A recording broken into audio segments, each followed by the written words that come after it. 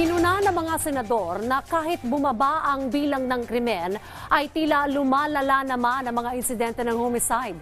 Tinukoy sa budget deliberation ng Senado para sa PNP ang pagbaril sa 2 pasahero ng bus na nakuna ng video. Yan ang ulat ni Daniel Manalastas.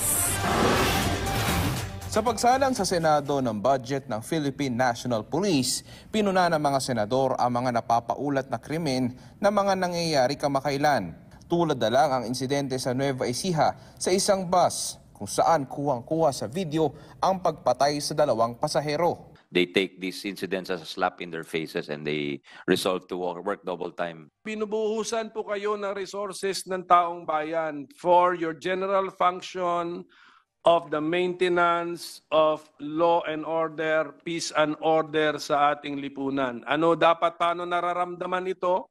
The people must feel safe 24 hours in a day sa bahay nila o sa labas man.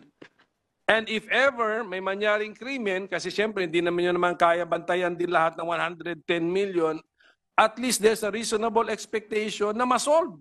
Sabi ng budget sponsor ng PNP, sa kabuuan ang crime situation sa bansa ay bumababa naman, liban na lang sa homicide, bagay na anyay tumataas. Pero sabi ni Senate President Juan Miguel Zubiri, yan ang pinakagrabe, homicide. Patayan yan eh. Yan. That's what's giving us a black eye to the national community. Live siya on video, kaya hindi na mawawala sa internet yan eh. Very gruesome. Even this one in the bus incident, I saw the video itself and I said, oh my goodness, parang baboy lang, pinatay lang. My God. And if we can do something about this, it speaks volumes to who we really are as Filipinos.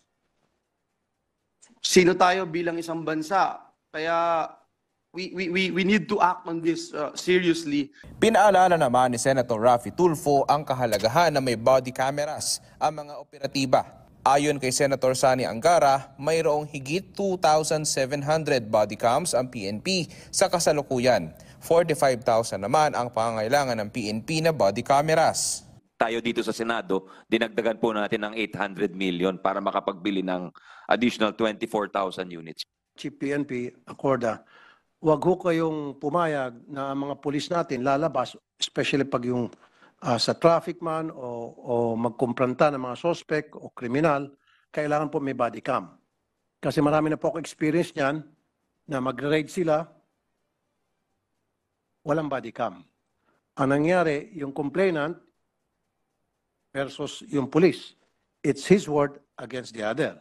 Sabi naman ni PNP Chief Benjamin Acorda, tuloy-tuloy ang kanilang mga hakbang sa gitna ng mga napapaulat na krimen. Yung naging viral is it's an effect of yung talagang the social media, yung accessibility. So nagiging ang dating is parang sunod-sunod or mas marami. But nevertheless, gaya ng sabi niyang ating butihing senator na ang pinaka-importante is buhay. Kaya bumaba ang krimen, but pag binawawalang buhay ay talagang malaking bagay po yan. And it's a challenge on the part of the police force. Daniel Manalastas para sa Bayan.